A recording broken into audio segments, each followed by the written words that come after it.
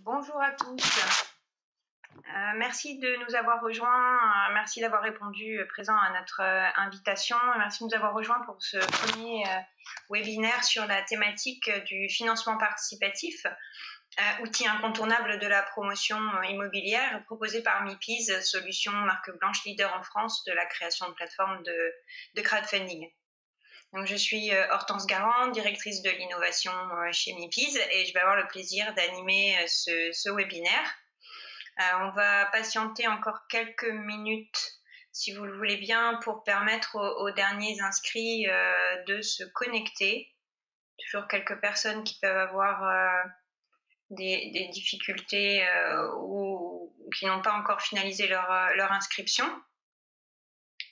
Donc pendant ce temps de latence, sans la petite musique qui va bien avec, ce que je vous propose, c'est de mettre par écrit, de m'envoyer par écrit via le petit module que vous devez avoir à l'écran, toutes les questions que vous pourriez avoir et auxquelles je répondrai dans la deuxième partie du webinaire. Alors le format proposé donc est divisé en deux temps.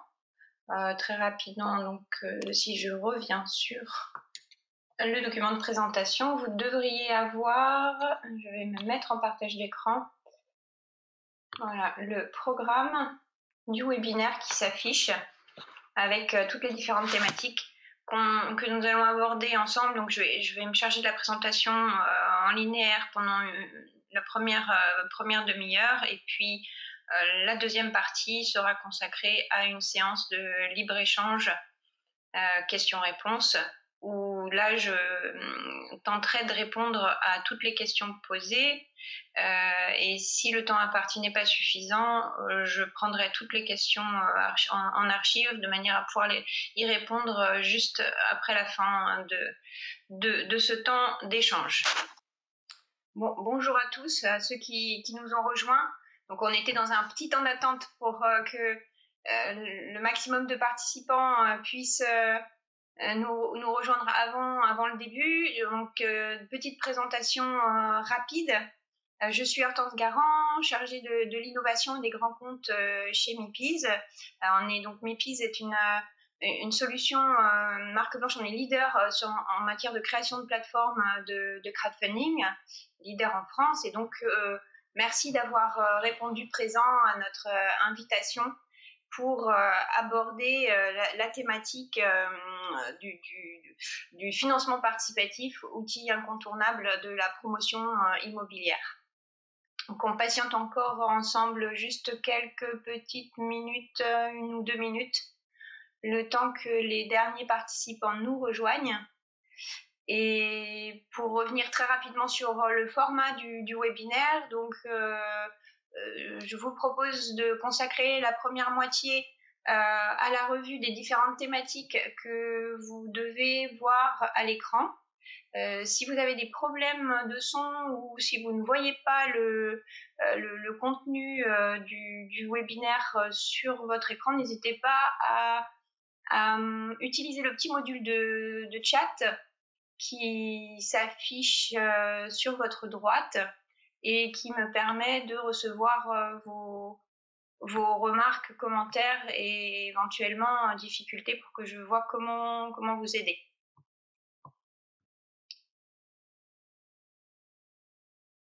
Bon, je pense qu'on va pouvoir commencer. Je crois qu'il y a encore un participant qui nous rejoint.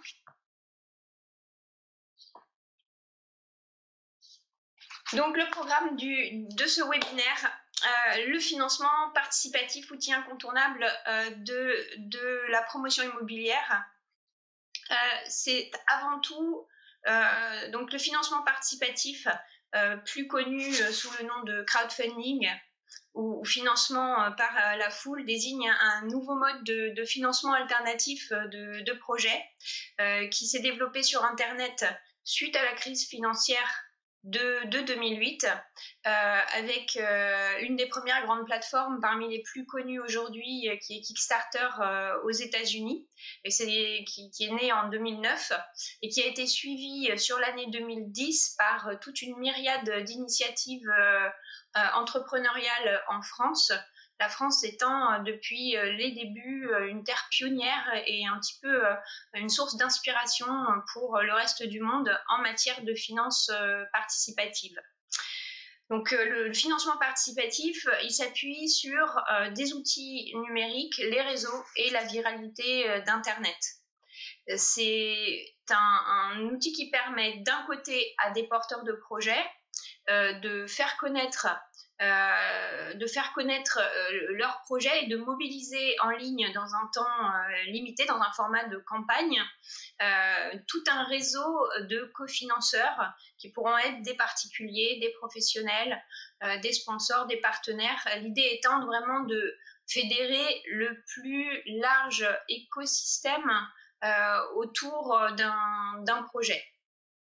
Du côté des investisseurs, l'apport de la finance participative, c'est un nouveau canal qui va leur offrir du choix, la possibilité d'être impliqués dans ce choix des projets qu'ils souhaitent soutenir et de diversifier leurs investissements.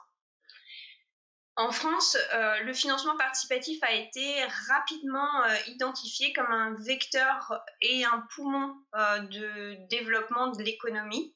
Il a été soutenu par les autorités françaises dès 2012.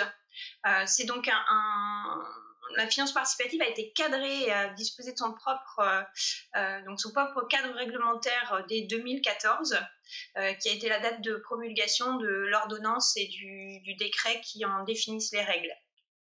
Donc aujourd'hui, c'est un environnement qui est stable et qui est très favorable et qui ouvre donc très belles perspectives pour l'avenir. Depuis 2014, via le crowdfunding, on a la possibilité de financer des projets en mobilisant du don, du prêt, du royalties, d'opérer des levées de fonds en actions ou en obligations, ce qui permet de couvrir pratiquement tous les modes de levée et donc de trouver des modèles de financement qui vont être adaptés à pratiquement toutes les typologies de projets. Depuis l'émergence des premières grandes plateformes généralistes qui l'ont fait connaître, le marché du crowdfunding s'est radicalement transformé ces dernières années au travers d'une verticalisation et d'une spécialisation des acteurs.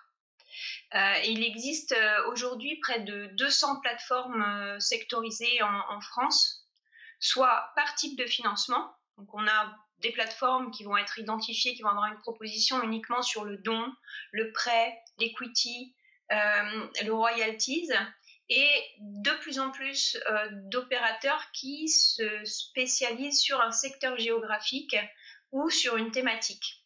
Donc le financement participatif d'opérations immobilières, qui fait partie de ce mouvement de verticalisation, a été expérimenté pour la première fois en 2011, avec d'abord une opération de promotion à Toulouse sur le site de WeSeed, et puis la même année, pour le financement d'un pont. C'était une opération soutenue par les habitants eux-mêmes à Rotterdam. Il est devenu rapidement une branche majeure du crowdfunding et qui est celle aujourd'hui qui affiche la plus forte dynamique de croissance. Alors, on va passer à la deuxième slide de la présentation avec quelques chiffres qui donnent des indications sur la vitalité du crowdfunding immobilier. Alors, ce sont les chiffres de 2018. Pour un bref retour sur les chiffres de la finance participative en France, c'est un jeune secteur en croissance permanente depuis sa création, dont on suit l'évolution au travers du baromètre de la finance participative, qui est l'indicateur de référence avec une publication annuelle des données chiffrées, qui était semestrielle, qui est aujourd'hui annuelle, et qui permet de suivre cette évolution donc en croissance assez exemplaire. Sur donc le 2018, pour le volume total de collecte en finance participative était de 402 millions d'euros sur plus de 33 000 projets soutenus par environ 4 millions d'investisseurs. Et sur ce montant, donc 185 millions ont été affectés uniquement à des projets de campagne immobilière, en hausse de 83% par rapport à 2017. Et ces 185 millions ont été, c'est un chiffre qui provient des données des 32 plateformes de référence, enfin les plus visibles, repérées donc par ceux qui animent le baromètre. Donc ça représente 32% des montants collectés en crowdfunding, tout secteur confondu, ce qui est vraiment un chiffre des soucis d'interface, pardon. Et donc, pardon, je reviens. Avec une moyenne de 540 000 euros mobilisés par projet sur les campagnes de crowdfunding immobilier. C'est un secteur qui continue d'être en progression, avec en premier semestre 2019, on a comptabilisé 94 millions d'euros de fonds collectés, soit 12% de plus que sur la même période en 2018, et 154 opérations financées. Donc on voit que c'est vraiment une tendance qui se pérennise et ça n'est pas prêt de s'arrêter. Le secteur affiche en fait une attractivité particulière, puisqu'on est sur des durées moyennes de placement de 2 ans, sur un taux de rendement annuel de 9%, et le taux de défaut depuis 2012 est simplement de 0,67%, ce qui correspond uniquement à une faillite recensée depuis 2012.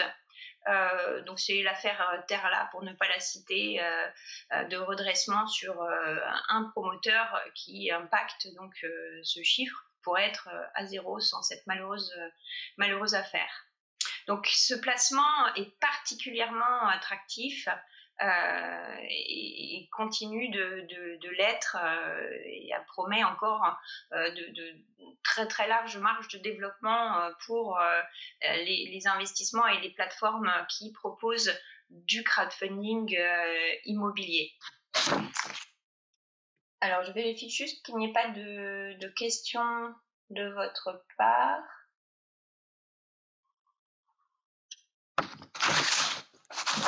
Donc, quel type de projets immobiliers sont financés grâce au crowdfunding? On en a quelques exemples à l'écran qui illustrent, donc ce sont majoritairement des opérations de promotion immobilière résidentielle. En effet, le crowdfunding immobilier permet de répondre aux besoins en fonds propres des promoteurs pour la construction immobilière. Le financement dure seulement quelques mois, il est remboursé à la clôture de l'opération. Et c'est un mode de financement alternatif qui est complémentaire et qui n'est pas du tout concurrent des crédits bancaires, promoteurs et autres garanties d'achèvement. Dans le cadre de la finance participative, l'investissement immobilier se présente sous 2 grandes formes, on va dire, un majoritaire, une majeure et une mineure. La majeure étant le financement immobilier par emprunt obligataire. Alors, le baromètre 2018 du crowdfunding indiquait que 98% des investissements du secteur immobilier en nombre se font en obligations, ce qui témoigne vraiment de cette majeure, cette dominante. Donc le taux en général, l'emprunt est émis par le promoteur immobilier ou par une société de projet qui est créée spécialement par le programme immobilier. On a un taux de rendement qui est fixé en amont du projet. Les investisseurs récupèrent le montant de leur souscription, ainsi que les intérêts perçus lorsque le projet est terminé et commercialisé. On a certaines plateformes qui proposent également du prêt rémunéré, mais c'est vraiment plutôt l'emprunt obligataire qui reste l'instrument de financement plébiscité et le plus utilisé sur les plateformes. Alors, on a quelques expérimentations, enfin quelques campagnes qui ont été menées via des opérations d'investissement direct au capital d'un promoteur. Alors, le montage, en général, c'est via un club deal, qui est un syndicat qui va regrouper un nombre limité d'investisseurs autour d'une société ad hoc qui sera chargée d'investir dans plusieurs projets du promoteur immobilier. Et cette forme d'investissement permet aux actionnaires du Club Deal de diversifier leur portefeuille grâce à la diversité géographique des projets. C'est le principal moteur. La nouveauté, depuis un an, depuis juillet 2018, l'AMF a accepté d'autoriser l'investissement immobilier locatif pour les plateformes CIP. Alors, les plateformes CIP sont donc celles qui ont obtenu ou fait la demande d'un agrément, donc CIP, acronyme pour conseiller en investissement participatif, qui est l'agrément nécessaire pour opérer des plateformes multibénéficiaires, multiprojets en equity. Et avec un marché estimé à 50 milliards d'euros en France, le secteur du locatif présente un potentiel énorme en finance participative. Donc ce nouveau canal d'investissement dans l'immobilier locatif est très prometteur. Il n'y a qu'une dizaine de plateformes qui le proposent aujourd'hui, mais de nombreux projets sont en maturation. C'est une solution qui va offrir la possibilité aux particuliers d'accéder finalement au marché de l'immobilier par d'autres canaux que les canaux classiques qui étaient traditionnellement soit l'investissement en son nom propre, soit l'achat de parts au sein d'une SCPI. Et depuis que l'AMF permet aux opérateurs CIP autorisés de proposer ce type de financement, c'est la plateforme en ligne qui va proposer d'acheter le bien immobilier avec un pool de co-investisseurs autour d'un projet locatif, et la rémunération proviendra des loyers perçus. Alors, on sera sur des rendements plus faibles, mais plus faibles que dans le crowdfunding en obligataire traditionnel, on dira, mais les rendements sont sur des durées beaucoup plus longues. Alors, quels sont finalement les avantages du crowdfunding immobilier? Le premier, qui concerne surtout les promoteurs, toute la promotion immobilière, c'est que c'est un canal fantastique pour augmenter la rentabilité des fonds propres. Ça permet vraiment aux opérateurs de promotion immobilière d'élargir considérablement leur réseau d'investisseurs, donc leur source de fonds propres ou quasi-fonds propres, via un mode de financement alternatif qui en plus répond aux nouveaux usages du numérique, aux nouveaux usages du participatif né avec le crowdfunding en général.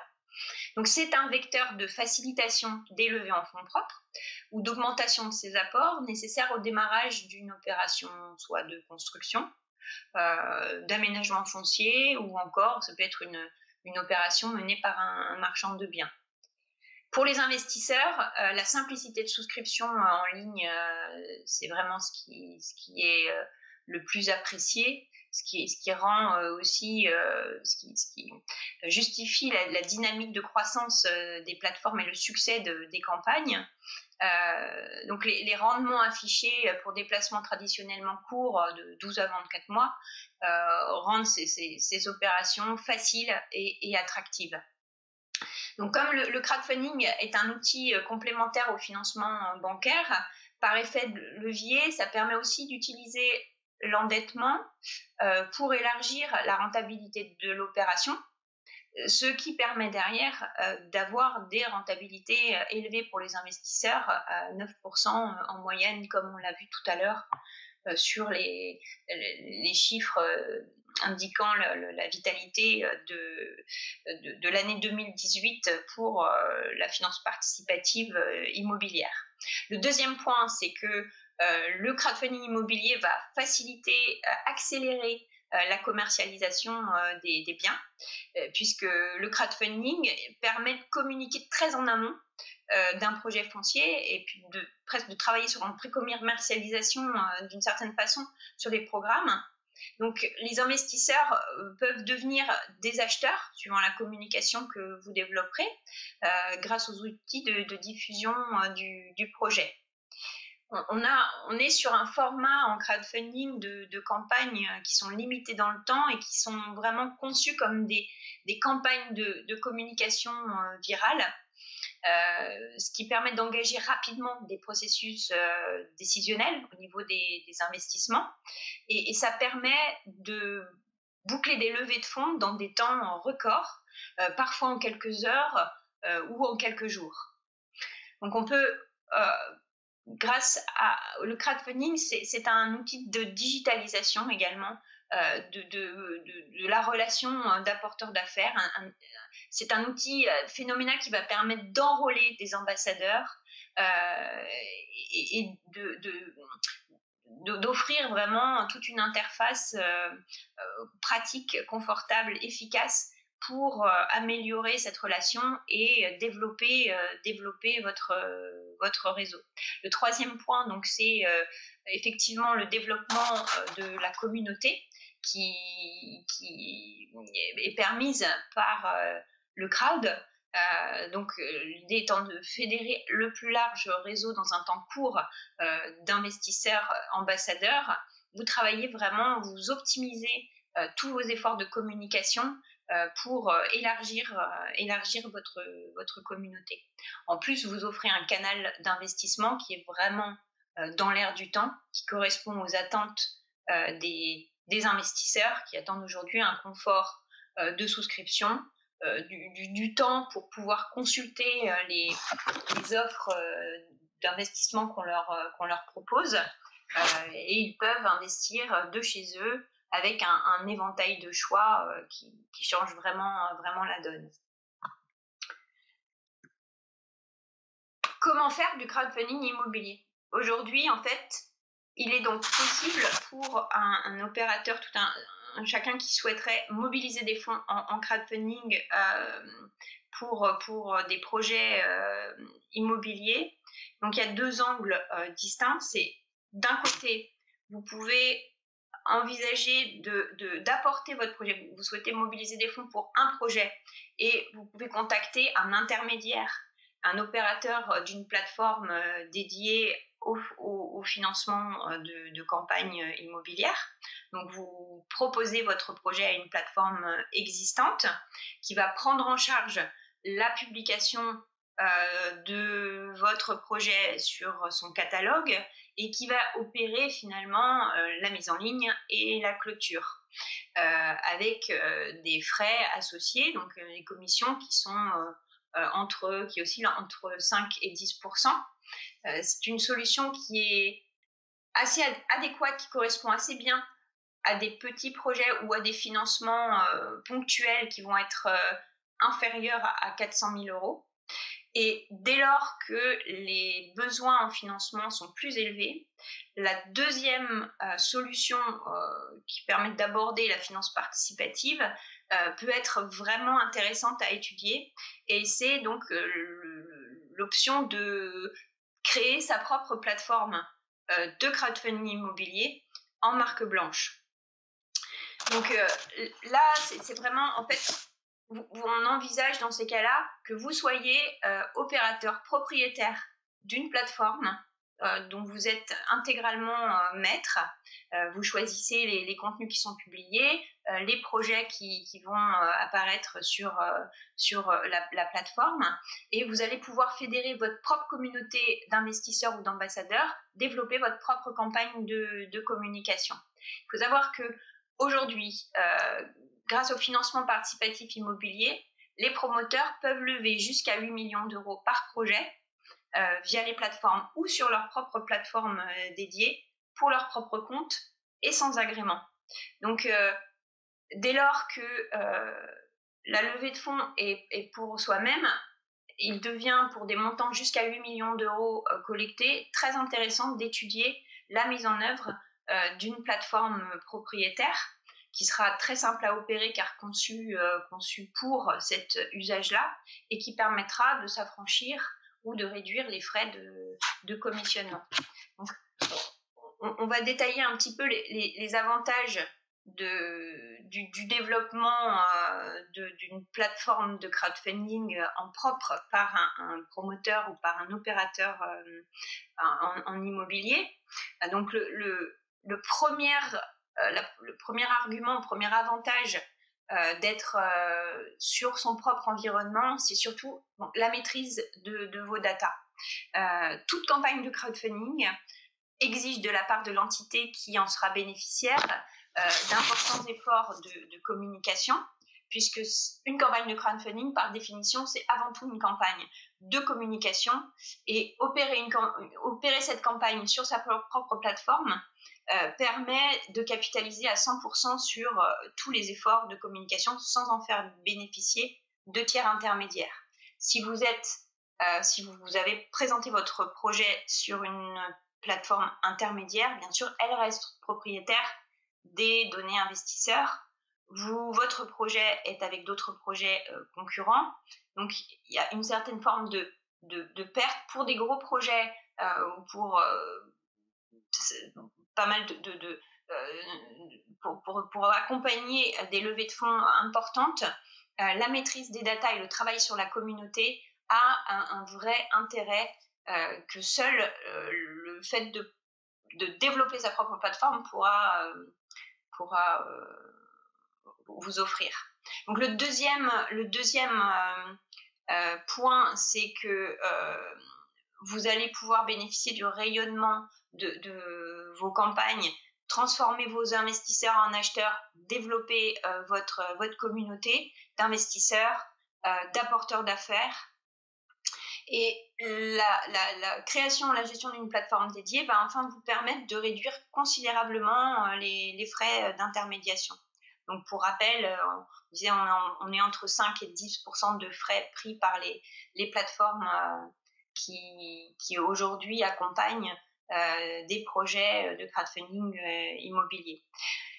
Enfin, je dirais, il y a un quatrième point, c'est que la mise en œuvre d'une plateforme en marque blanche qui est conçue spécifiquement pour opérer des levées de fonds en finance participative, elles sont conçues par des opérateurs, pour être gérées par des opérateurs qui ne sont pas experts du web, et donc leur mise en œuvre est vraiment très simple. C'est simple à prendre en main, simple à créer, simple à opérer, et la plupart des mécanismes de gestion de campagne sont complètement automatisés. Donc la souscription d'un service de location de plateforme en marque blanche va embarquer non seulement les outils techniques, mais également la maintenance réglementaire et technique, ainsi que le conseil et l'accompagnement par une équipe support qui va couvrir toutes les ressources techniques ou expertes dont vous pourriez avoir besoin dans le développement de votre projet.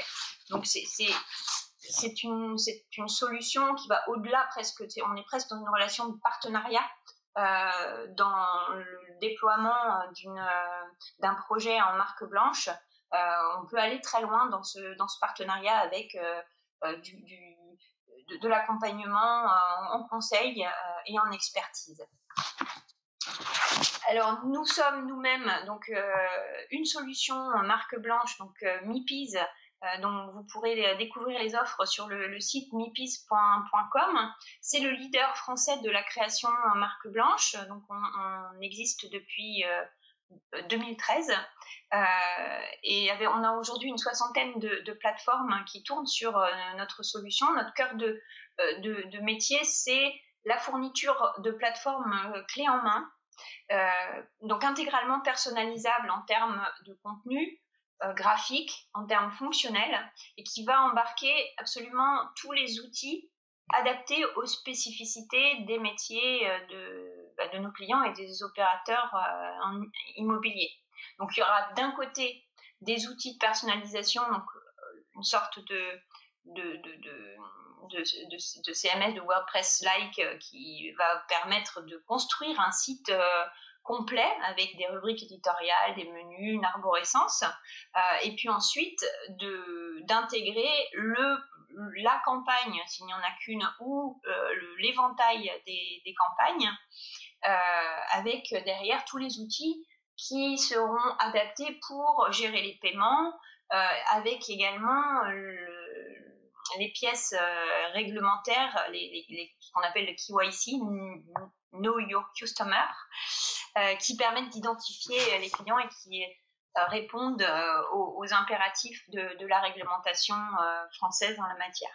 Ensuite, on aura toutes les fonctionnalités qui vont permettre d'embarquer les outils de soumission ou de création de campagne, leur mise en forme, et puis ensuite leur statut sur votre plateforme, c'est-à-dire qu'il y aura tout un panel de fonctionnalités qui vous permettra d'envisager d'utiliser ces outils soit pour de la pré-information, finalement, même en amont des opérations, pousser un projet, le présenter et à votre communauté, voire même en cercle privé pour recueillir un peu les avis et les tendances, les chances de l'opération, commencer à travailler en amont sur la communauté que vous mobiliserez le jour où vous ouvrirez la campagne, et puis ensuite tous les outils qui vont faciliter le fait d'avoir le moins de temps à passer finalement sur la gestion d'une opération depuis sa mise en ligne jusqu'à sa clôture, avec un panel d'usage vraiment ouvert, c'est-à-dire que vous pouvez tout à fait envisager de créer une plateforme pour une première opération de financement, ou bien pour devenir vraiment vous-même opérateur pour compte de tiers, c'est-à-dire de gérer des campagnes non pas pour votre propre bénéfice, mais pour d'autres bénéficiaires tiers, et donc de gérer tout un catalogue de projets, de mettre en avant les opérations financées, de vous en servir pour valoriser votre entreprise, etc. Donc on embarque absolument tous les outils fonctionnels, de paramétrage fonctionnel, et également les outils marketing qui faciliteront aussi la diffusion des campagnes, le tracking de vos utilisateurs, avec par exemple des outils de connexion à HubSpot ou d'autres API. Et puis ensuite des paramétrages affinés sur tous les fonctionnalités de personnalisation de vos notifications mail, de gestion de contrats, avec des variables qui vont vraiment s'adapter complètement à votre environnement, et également aux informations que vous souhaitez voir figurer, au format contractuel que vous souhaitez proposer à vos utilisateurs. Donc, on intervient vraiment dans un esprit partenarial avec non seulement la solution technique, mais également en lien une expertise juridique, et puis un support client qui vous accompagne dans le déploiement de votre projet tout au long de sa vie. Si vous avez envie d'aller plus loin, ce que je vous propose, c'est à l'issue de ce webinaire d'échanger, si vous le souhaitez, donc en nous contactant, vous me contactez pour pouvoir bénéficier d'une session de test. Donc vous pourriez tester pendant une quinzaine de jours une plateforme de crowdfunding immobilier créée sur une URL qui vous corresponde, qui vous permette de voir un petit peu le back-office et de prendre connaissance finalement de la simplicité des outils de création de campagne et surtout d'administration d'une plateforme. Ensuite, une fois votre plateforme créée, ce que je vous proposerais, c'est qu'on passe 1 heure ensemble pour discuter de votre projet et puis vous présenter brièvement les outils adaptés à vos scénarios d'usage et qui pourraient vous être les plus adaptés, vous correspondre le mieux, pardon. Donc n'hésitez pas dès maintenant à m'envoyer un message pour me dire si vous souhaitez qu'on cale un entretien assez vite ou un rendez-vous pour la création de votre plateforme. Vous verrez dans les petits outils qui sont à votre main, dans les documents à distribuer, normalement. Alors, je suis pas une experte des outils du webinaire, mais en principe, j'ai rattaché le PDF de présentation du webinaire auquel vous devriez avoir accès. Ce que je vous propose, c'est également de vous le faire parvenir par mail. Alors, vous y trouverez dans la dernière slide quelques liens complémentaires pour en savoir plus, comprendre un peu mieux donc qui nous sommes, le détail de qui nous sommes, Meepies, solution leader en France de création de plateformes de crowdfunding, avec un lien sur un article dédié au crowdfunding immobilier, et puis d'autres liens avec les détails sur les arguments du modèle en solution SaaS, donc c'est solution marque blanche de création de sites de crowdfunding.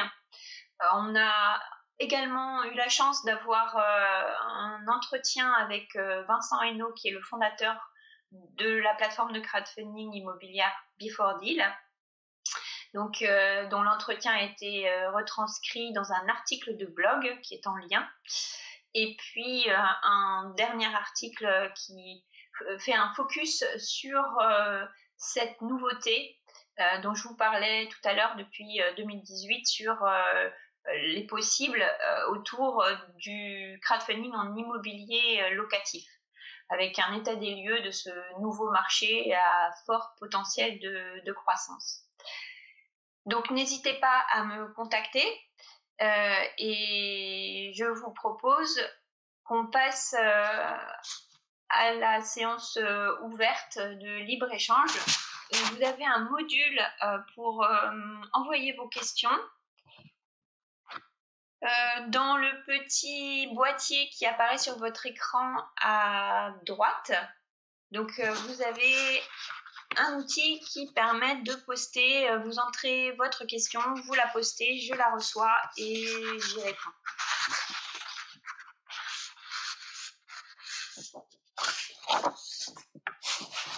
Alors, on a une question donc, concernant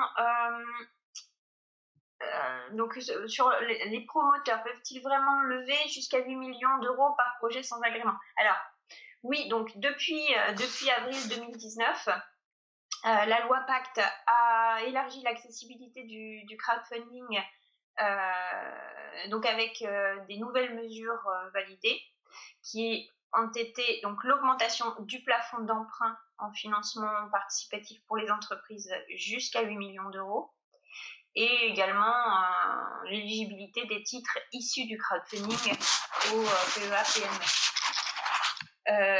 Donc, ce qu'il faut comprendre, c'est que dès lors que une levée de fonds est opérée par une entité pour son propre compte, effectivement, il sera possible pour un promoteur de lever sur sa plateforme ou par l'intermédiaire d'une plateforme jusqu'à 8 millions d'euros sans agrément. Il y aura simplement à se conformer donc à la réglementation générale en matière de lutte contre le blanchiment, et qui concerne surtout les obligations en matière d'authentification et de vérification de l'identité des investisseurs, donc avec des parcours balisés qui sont en général soit intégrés dans les plateformes, dans le fonctionnel des plateformes intermédiaires qui pourraient porter vos projets, mais également sur une solution marque blanche comme la nôtre. Bien sûr, nous embarquons tous les outils qui vont automatiquement appeler, suivant le type d'investisseur, entreprise, particulier ou professionnel ou autre, donc le bon kit de pièces attendues pour la réglementation et pour le contrôle de son identité, avec tout un jeu tripartite d'accompagnement sur la vérification de ces pièces. Et ensuite, la seule démarche finalement qui sera imposée à un promoteur pour opérer une levée de fonds de 8 millions d'euros pour son propre compte sera de faire valider un DIRS, son DIRS par l'autorité des marchés français. C'est tout. Après, il faut juste avoir en tête une distinction qui est dès lors qu'une entité lève pour son propre compte jusqu'à 8 millions d'euros, il n'y a pas d'agrément nécessaire. Dès lors qu'une entité souhaite opérer des campagnes pour des bénéficiaires tiers ou opérer des levées de fonds pour des montants supérieurs à 8 millions d'euros, dans ce cas, il y aura l'entité qui opère à la campagne devra avoir l'agrément CIP, donc conseiller en investissement participatif, ou engager les démarches d'obtention de l'agrément avant de pouvoir déployer son projet. Donc j'en profite d'ailleurs pour faire un tout petit écart, un petit point sur les différents statuts imposés par la réglementation propre à la finance participative. Donc on a aujourd'hui 3 statuts, 2 majeurs et 1 mineur. Les 2 majeurs donc, sont les statuts IFP et CIP, intermédiaires en financement participatif pour les plateformes qui souhaitent opérer du don du prêt. Ce sont des démarches vraiment, une inscription à l'ORIAS, petite vérification du fait que les dirigeants du site qui porte les campagnes en prêt sont aptes, ont été formés, et si ce n'est pas le cas, on leur demandera de faire une petite formation lors de leur inscription à l'ORIAS. Et pour tous les opérateurs qui souhaitent faire de la levée obligataire ou en action, elles devront donc dans le cadre, si elles souhaitent opérer des levées multiples pour plus de 8 millions d'euros, elles devront obtenir le statut CIP, conseiller en investissement participatif. Alors le troisième statut, le moins connu, qui est un statut qui est finalement qui est contraignant et très peu emprunté, sera le statut de prestataire en service d'investissement. J'ai même besoin de mes notes pour le retrouver parce qu'on le voit très peu. Donc la réglementation autorise via le statut PSI aux plateformes de crowdfunding de pouvoir proposer tous les titres financiers, y compris complexes. Mais ça exige un statut qui est peu détenu car il y a des exigences de capitalisation qui sont quand même un vrai frein. Alors, une deuxième question. Alors, je vais prendre...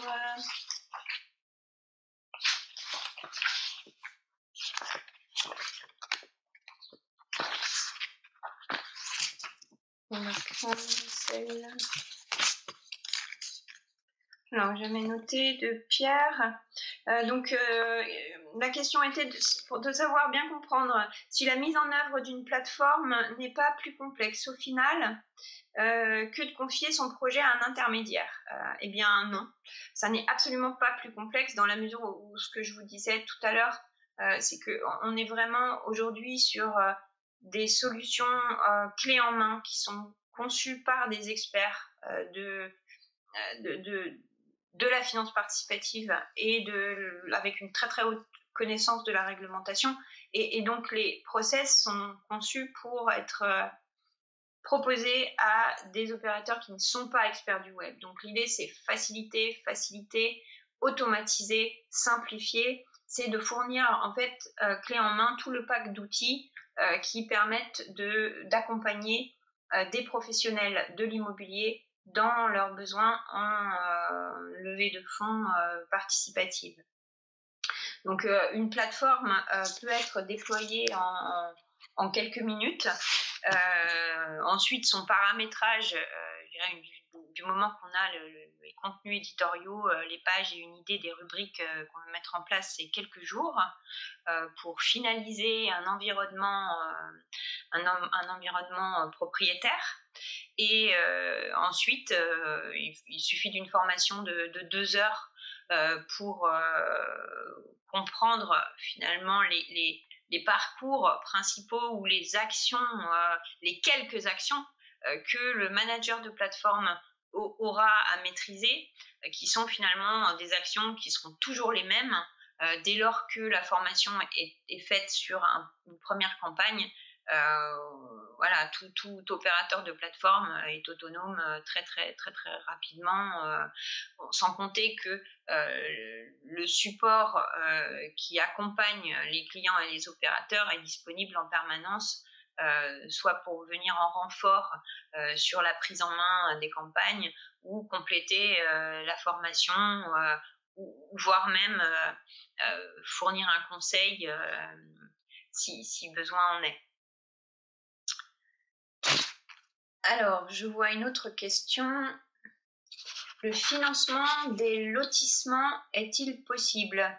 Alors, il faudrait préciser la question. En fait, la finance participative, c'est un modèle qui permet de fédérer un réseau d'investisseurs sur des opérations immobilières, mais quel qu'en soit finalement s'il s'agit de l'acquisition d'un immeuble, d'un terrain, d'une opération, c'est-à-dire qu'il y a des marchands de biens qui peuvent tout à fait utiliser ce modèle pour des opérations de réhabilitation. Donc c'est vraiment un instrument qui va être adapté derrière à des projets très variés. Donc le financement de lotissement, pour moi, je n'ai pas en tête de campagne spécifique, mais je n'y vois pas de contre-indication. Est-ce que vous auriez la possibilité de préciser votre question?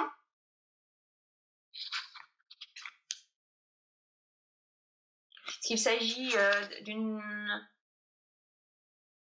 problématique de financement spécifique, en fait, où vous identifiez un point spécifique que vous rencontrez, vous, dans votre profession sur le financement d'opérations de lotissement?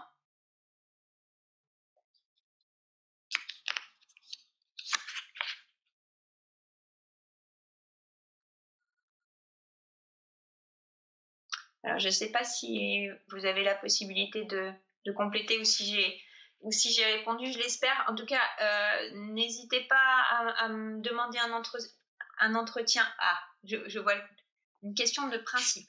Alors, sur le principe, aujourd'hui, nous n'avons pas il n'y a pas de cadrage ou de limitation spécifique à des typologies d'opérations. En plus, on est vraiment sur un secteur qui est en pleine dynamique de croissance. Donc, la finance participative grandit aussi avec les nouvelles opérations financées. Mais très clairement, oui, vous pouvez l'envisager.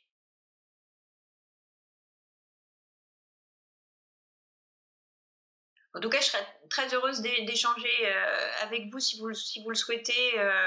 Plus tard, on peut échanger par mail ou téléphone pour discuter de votre projet. N'hésitez pas.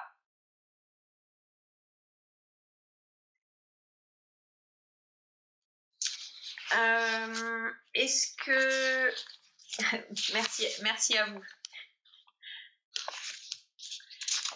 Est-ce que d'autres personnes parmi vous ont des questions? J'espère que j'aurais pu faire le tour des grandes thématiques en couvrant à peu près toutes les questions que j'aurais répondu nativement à toutes les questions que vous auriez pu vous poser.